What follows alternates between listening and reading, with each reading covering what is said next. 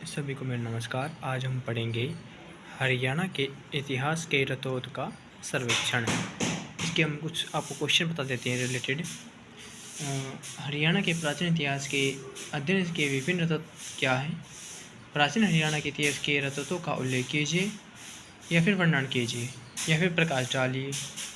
तो आप चलते हैं क्वेश्चन पर हमारे। किसी भी क्षेत्र के इतिहास को जानने के लिए रतौदों का बहुत महत्व होता है। प्रत्येक क्षेत्र का अपना इतिहास होता है। अब हम पढ़ेंगे प्राचीन हरियाणा के इतिहास के रतौद। इसके बारे में आपको बताता हूँ। लिखना चाहें तो लिख सकते हैं, ऐसा कोई ज़रूरी नहीं है, इसलिए मैं आपको बता देता हूँ। अध्ययन की सुविधा के लिए प्राचीन हरियाणा के रतौदों को विभिन्न भागों में विभाजित किया जाता है। नंबर 1 है साहित्यिक रतौद। इसके बारे में आपको मैं कुछ बताता हूँ। हरियाणा के प्राचीन इतिहास को जानने के लिए हमारे पास विभिन्न साहित्यिक रतौद हैं, जिनमें वैदिक साहित्य, बौद्ध एवं जैन साहित्य, महाभारत साहित्य तथा महाभारत के पश्चात का सांस्कृतिक साहित्य अथवा ऐतिहासिक साहित्य। वीडियो कट होने के लिए माफ़ी चाहता हूँ। मैं इसका आपको फिर से बता देता हूँ। अध्ययन की सुविधा के लिए प्राचीन हरियाणा के रतौदों को विभिन्न भागों में विभाजित किया जाता है। साहित्यिक रतौद के बारे में आपको मैं बताता हूँ।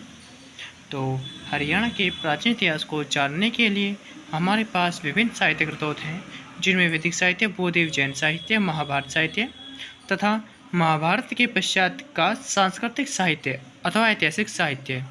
अब हम चलते हैं पुरातत्व संबंधी रतौद। तो इसके बारे में आपको बताता हूँ। पुरातत्व संबंधी रतौद भी हरियाणा के इतिहास पर प्रकाश डालते हैं। हरियाणा के अनेक स्थानों की खुदाई में मेतथल, धौलपुर, भगवानपुर, गढ़कटिल्ला, अग्रवा, वनवाली, राखीगढ़ी इत्यादि स्थानों से हड़प्पाकालीन संस्कृति के विषय में ढेर सारी सामग्री प्राप्त हुई है। अब हम चलते हैं। सॉरी, वीडियो कट हो रही है, इसके लिए माफ़ी चाहता हूँ, थोड़ी सी प्रॉब्लम आ जाती है। विदेशियों के वृत्तांत के बारे में आपको बताता हूँ मैं कुछ। तो प्राचीन काल में अनेक विदेशी यात्री भारत आए। उन्होंने अपने यात्रा वृत्तांतों में भारत के अनेक प्रदेशों के साथ साथ हरियाणा के राजनीतिक, सामाजिक, आर्थिक तथा धार्मिक स्थिति का उल्लेख किया है। इनमें यूनानी यात्री एरियन प्राचीन काल में भारत आया था। उसने यह भी लिखा है कि हरियाणा के लोगों का मुख्य व्यवसाय कृषि करना है। इसके अलावा उसने यहाँ की प्रशासनिक न्याय व्यवस्था का भी उल्लेख किया है। ये हमारा होता है कंप्लीट। तो अब हम चलते हैं आगे। तो अब ये हमारा है हरियाणा में पाषाण काल एक संक्षिप्त सर्वेक्षण। तो हरियाणा में प्रथम मानव ने कहाँ जन्म लिया एवं उसने अपना कैसे विकास किया, यह इतिहास के विद्यार्थियों के लिए बहुत ही जटिल एवं मनोरंजन विषय है। तो प्राचीन पाषाण काल के बारे में आपको मैं कुछ बता देता हूँ।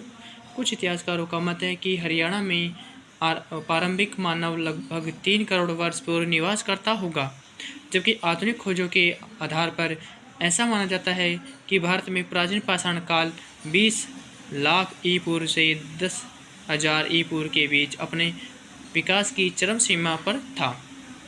अब हम इसके बारे में बात करते हैं प्राचीन पाषाण काल के केंद्र। तो प्राचीन पाषाण काल में आरंभ में मानव शिवालिक पहाड़ियों में निवास करता था। इसके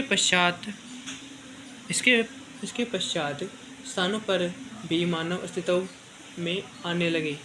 उस समय मानव अरावली पहाड़ी में भी निवास करते थे।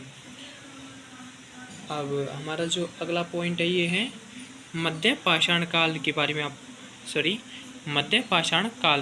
आपको बताते हैं। तो मध्य पाषाण काल के बारे में बताते हैं। मध्य पाषाण काल में मनुष्य की चेतना का काफ़ी विकास हो गया था। हालांकि अभी भी चुनौतियां उसके समक्ष थी, जिनका निवारण किए बिना उसका जीवन सरल नहीं हो सकता था। मध्य पाषाण काल का समय 10,000 ई पूर्व से 4,000 ई पूर्व तक माना जाता है। इस युग में हिमपाल लगभग बंद हो गया था। ये हो गया हमारा कंप्लीट। तो आगे चलते हैं। तो अब हमें हड़प्पा सभ्यता। हड़प्पा सभ्यता एक उच्च कोटि की नगरीय सभ्यता थी। इस सभ्यता के हरियाणा में मेतथल, भगवानपुर, दौलतपुर, मिर्ज़ापुर और सिसवाल, बल्लू इत्यादि स्थानों से अवशेष प्राप्त हुए हैं, जिनसे हमें इस सभ्यता के नगरीय, सामाजिक, आर्थिक तथा धार्मिक जीवन के विषय में महत्वपूर्ण जानकारी मिलती है। हड़प्पा सभ्यता का काल। हड़प्पा सभ्यता कब विकसित हुआ, इसके विषय में इतिहासकारों में मतभेद है। सर जॉन मार्शल 5000 ई पूर्व में विकसित हुई थी और डॉक्टर हिलर के अनुसार हड़प्पा सभ्यता 2500 से 1500 ई पूर्व के बीच पनपी थी और डॉक्टर पूसा लक्कर के अनुसार यह सभ्यता 2800 से 2500 ई पूर्व के बीच की है। तो अब हम चलते हैं नगरीय। खुदाई में मिले मेताथल, भगवानपुर, दौलतपुर, बनवाली, राखीगढ़ी इत्यादि नगरों में को देखने से पता चलता है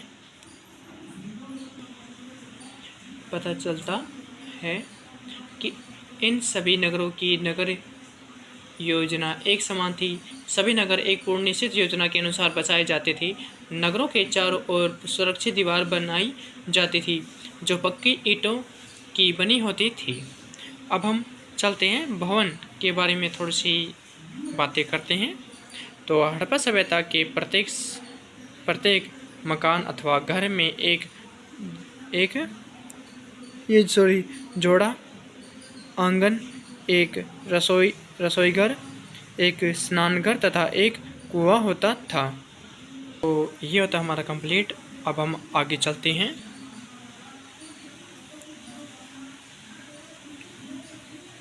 तराइन के युद्ध एवं उनके प्रभाव।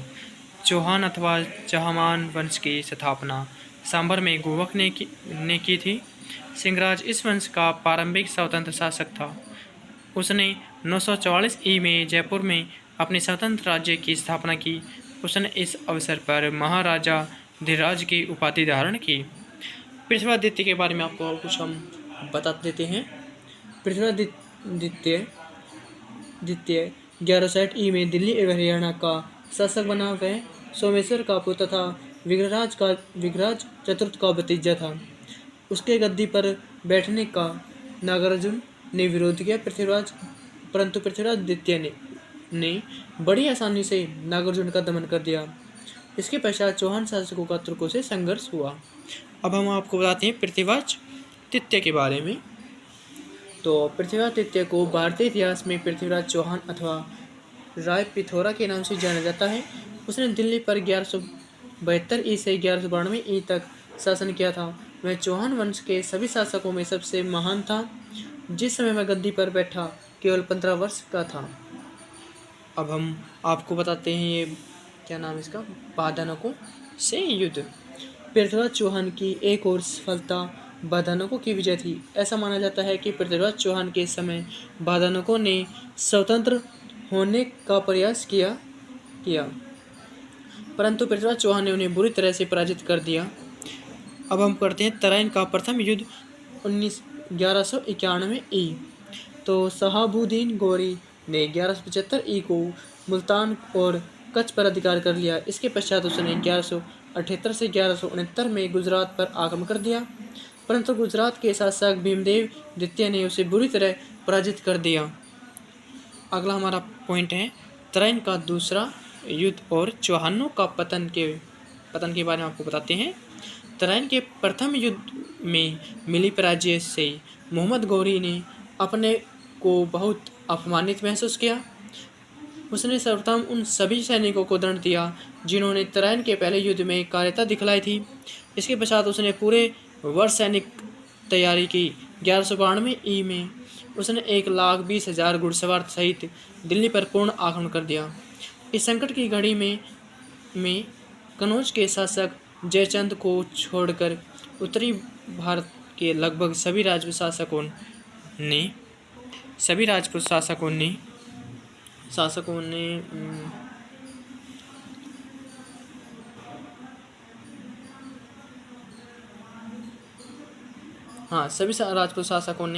पृथ्वीराज चौहान का साथ दिया। अब अगला हमारा ये पॉइंट है पंजाब पर अधिकार। तो इसके बारे में बताते हैं। मोहम्मद गौरी ने 1175 ई से 1186 ई तक अनेक आक्रमण किए। गुजरात में पराजित होने के पश्चात मोहम्मद गोरी ने अनुभव किया कि पंजाब को जीते बिना वह भारत के आंतरिक प्रदेशों को विजित नहीं कर सकता है। अंत 1186 ई में मोहम्मद गोरी ने एक विशाल सेना सहित पंजाब पर आक्रमण कर दिया। पंजाब पर उन दिनों खुसरो मलिक शासन करता था। गोरी की सेनाओं ने 1186 ई में लाहौर के किले को घेर लिया, परंतु वह खुसरो मलिक को पराजित नहीं कर सका। अब हम पढ़ते हैं तुर्कों की सफलता के कारण। तो तुर्कों की सफलता के कारण राजपूत वीर लड़ाकू साहसी पराक्रमी माने जाते थे। फिर भी वे मुस्लिम सेनाओं से पराजित हो गए। राजपूतों में एकता की कमी थी और वे अपना अधिकतर समय विलासिता के जीवन में व्यतीत करते थे। इसके बारे में आपको कुछ हम बताते हैं, जैसे कि राजपूतों में एकता का अभाव के बारे में बताते थे हम आपको कुछ। तुर्कों के आक्रमण के समय राजपूतों में एकता का अभाव था। उस समय भारत छोटे छोटे राज्यों में विभाजित था और एक राज्य की दूसरे राज्य से नहीं बनते थे। तो ये होता है हमारा कंप्लीट। तो आगे चलते हैं।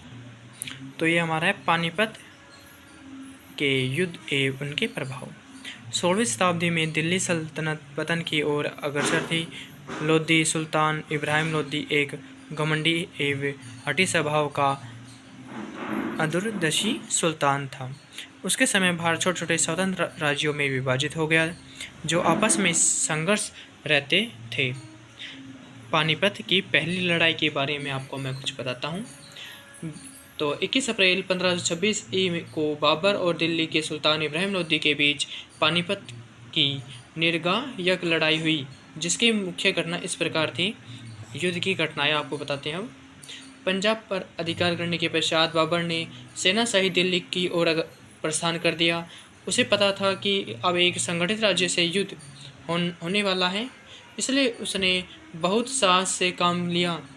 उसने अपनी आत्मकथा में भी लिखा है कि दृढ़ संकल्प रूपी रकाब पर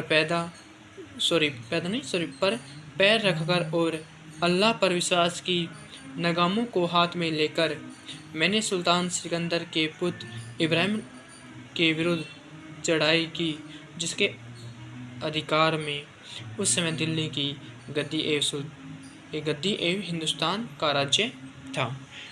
तो ये होता है हमारा कंप्लीट। तो लाइक एंड कमेंट।